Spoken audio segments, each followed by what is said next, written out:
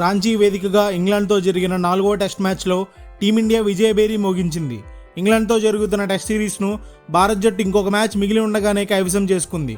దీంతో సొంతగడ్డపై వరుసగా 17 సిరీస్లను గెలిచి సొంతగడ్డపై తమకు తిరుగులేదని చాటి చెప్పి 4వ టెస్ట్ మ్యాచ్లో ఒక థ్రిల్లింగ్ విక్టరీ కొట్టింది.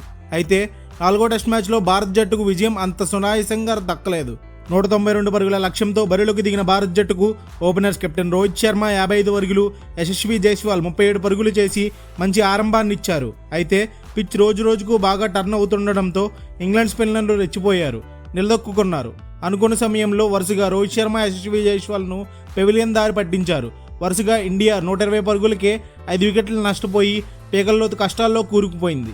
అయితే మొదటి ఇన్నింగ్స్లో భారత్ జట్టును గౌరవప్రదమైన స్థానంలో నిలబెట్టిన ధ్రువ్ జురెల్తో కలిసి శుభ్మన్ గిల్ క్రీజులో ఉండి నిలకడగా ఆడుతూ ఒత్తిడిని నిలవరిస్తూ భారత్ జట్టుకు థ్రిల్లింగ్ విక్టరీని అందించారు.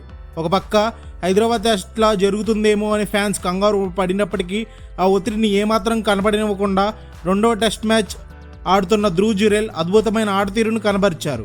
మరొక పక్క శుభ్మన్ గిల్ టెస్ట్ క్రికెట్లో చేజింగ్ మాస్టర్గా అవతరిస్తున్నారు. ఒత్తిడిని నిలవరించడం, ఇన్నింగ్స్ను బిల్డ్ చేసిన విధానం చూసి క్రిటిక్స్ సైతం ప్రశంసలు కురిపిస్తున్నారు. గబ్బా టెస్ట్ మ్యాచ్లో గిల్ ఆడిన విధానాన్ని గుర్తు చేసేలా ఈ ఇన్నింగ్స్లో గిల్ ఆట ఉందని విశ్లేషకులు అంటున్నారు.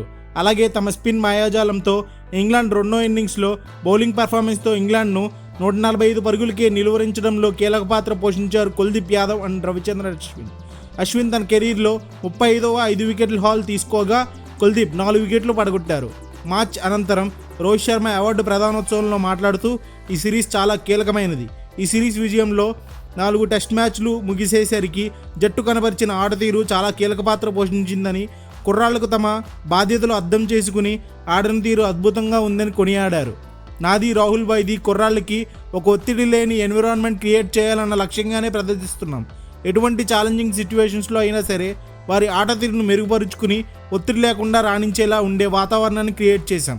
ఇక తన అద్భుతమైన ఆట తీరుతో టీమిండియా విజయంలో కీలక పాత్ర పోషించిన ఇండియన్ వికెట్ కీపర్ ధ్రువ్ జురెల్కు player of the match award దక్కింది.